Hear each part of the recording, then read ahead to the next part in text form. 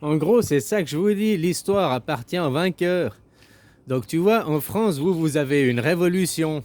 Ça veut dire que c'est l'élite qui a gagné et qui vous a donné le pouvoir. Ils se sont foutus de votre gueule. Tu vois, en Amérique, comment ils ont eu la démocratie? Par la guerre de sécession. Guerre civile, quoi. Guerre religieuse, guerre de sécession, quoi. Comment en Suisse, la démocratie, elle a été obtenue? Par les guerres civiles, des guerres sécessionnaires aussi, et tout, quoi. Hein, protestants contre catholiques aussi, guerres religieuses et tout, quoi. Aujourd'hui, Israël, le Moyen-Orient, qu'est-ce qui se passe là-bas? C'est aussi des guerres de sécession, hein, puisque chaque... hein, ouais, puis des guerres religieuses, machin et tout, quoi. C'est la guerre, quoi. C'est une guerre civile, quoi. Hein, en Palestine, l'État de Palestine, il y a une guerre civile, il y a une guerre de sécession. Israël, il veut se séparer, quoi.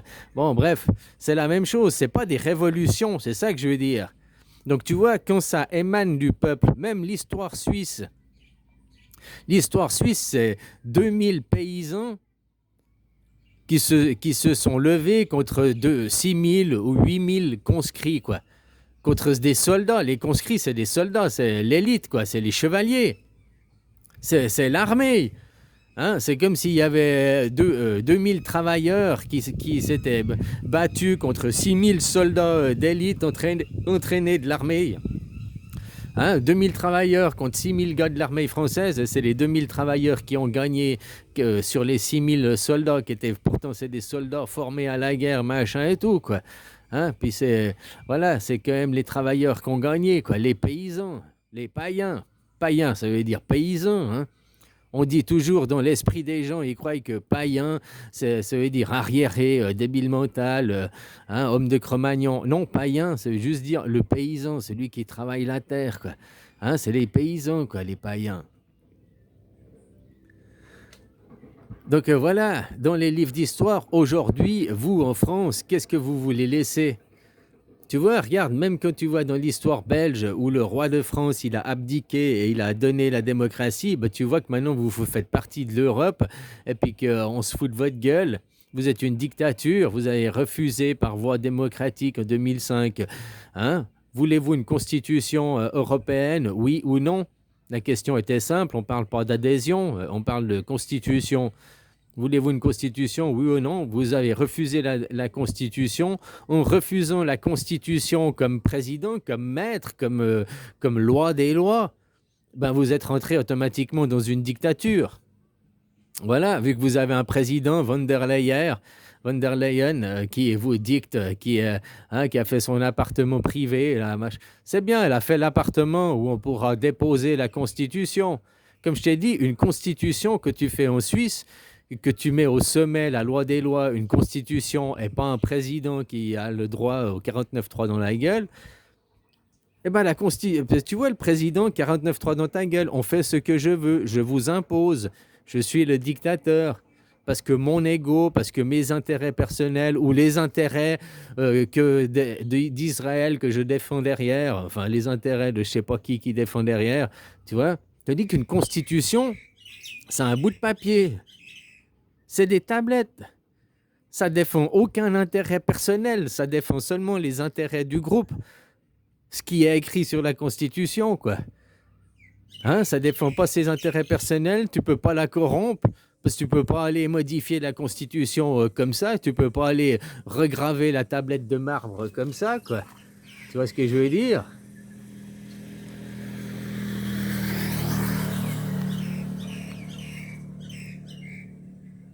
Ah, c'est un aigle de mer ou je sais pas quoi. Tu peux pas regraver marbre comme ça. La tablette de marbre, tu vois, c'est ce que Moïse il a fait. Il a redescendu de la montagne avec les tablettes et des 10 commandements. Une tablette. Depuis, ceux qui y vénèrent la tablette. Au-dessus, la loi des lois, c'est la tablette. C'est-à-dire que la tablette, c'est la constitution suisse. Elle a 180 ans. Combien de temps elle a la constitution française? Depuis 180 ans, vous avez déjà eu la 5e République, 4e République, vous n'étiez pas en 3e République ou je sais pas quoi. Puis maintenant, vous n'êtes plus en République, vous êtes en dictature européenne. Parce que je te rappelle que ton passeport, tu fais ce que tu veux, tu as un passeport européen. Oh, on est contre l'Europe, le Frexit. Ceux qui sont contre le Frexit, ils veulent le retour à la monarchie.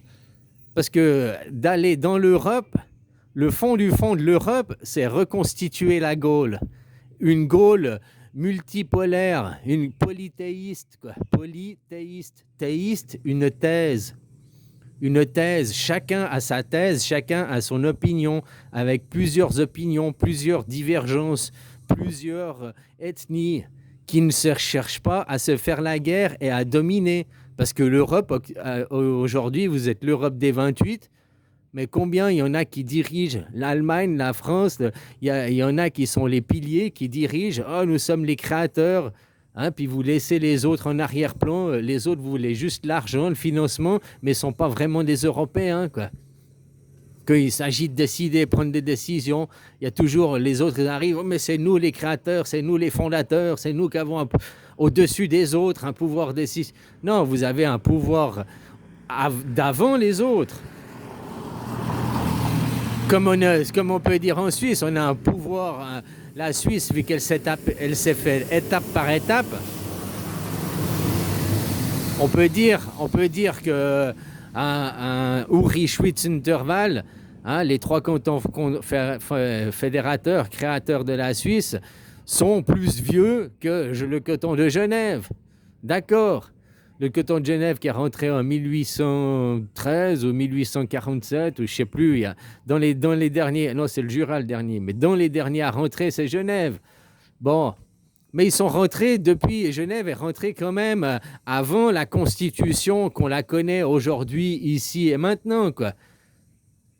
Donc aujourd'hui, ici et maintenant, tous les cantons, quoi, à part Jura, parce qu'il est venu après, non mais on ne va pas l'exclure, mais ce que je veux dire, c'est tous les cantons ont signé, ont ratifié la même constitution, les mêmes tablettes. Et peu importe le président, que tu changes de président, que tu changes de conseil fédéral, que tu changes, que les gens, ils ont changé, la constitution, elle est restée la même depuis 180 ans. La démocratie directe est restée la même depuis 180 ans. C'est resté la même forme politique. C'est resté le même système politique. Dans un régime, à chaque fois qu'il y a un nouveau roi, hein, eh ben, il change tout. Tu vois Macron, il arrive, je installe mes ministres. Le next président, il arrive, il rechange tous les ministres. Pourquoi il a besoin de changer les ministres? Pourquoi il a besoin de mettre ses caporales, ses sergents, il a besoin de mettre ses hommes à sa solde? Parce qu'il ne travaille pas pour le gouvernement, pour le peuple. Ses intérêts, c'est des intérêts financiers derrière. On sait très bien ce que c'est, les intérêts. Hein. C'est la guerre, quoi. Et il vous entraîne dans sa guerre, quoi. Macron, hein, qui est un va-t-en-guerre, qui soutient Israël. Alors, je crois que là, de ces 6 derniers mois, il a un petit peu changé, quoi. Mais il n'y a pas que Macron, il y a un peu tout le monde qui a changé son point de vue sur Israël. Depuis le 7 octobre, tout le monde a soutenu... 2 ans et demi en arrière, tout le monde soutenait Israël inconditionnellement, quoi. Hein? Le maître et le Dieu, tout le monde derrière Israël, inconditionnel, oui, ils ont le droit à la défense, oui, ils se sont fait agresser. Maintenant, aujourd'hui, les discours, ils soutiennent plus Israël inconditionnellement. Puis il y en a de plus en plus de nations qui sont en train de lâcher Israël, qui sont en train de changer d'opinion sur... hein? Voilà, quoi. Donc je t'ai dit, Israël est en train de scier la branche sur laquelle il est assis, non seulement la sienne, mais celle du monothéiste et celle du pétrodollar. Donc à la fin, on finira par dire merci pour Israël, pas pour la guerre. Et j'ai appris que aussi au Liban, ils arrêtaient, tu vois, aussi au Liban, ils arrêtaient. Aujourd'hui, on verra si c'est vrai avec Israël, qu'ils arrêtaient la guerre, les bombardements, quoi. Bon, bref... On finira par leur dire merci, pas pour les bombardements, pas pour le massacre de Gaza, pas pour tout ça. Pour tout ça, ils seront jugés, il y aura des tribunaux de guerre, tribunaux civils qui vont être ouverts. Mais par contre, on dira merci d'avoir arrivé à péter le pétrodollar, de péter le Dieu et le maître, la religion, quoi.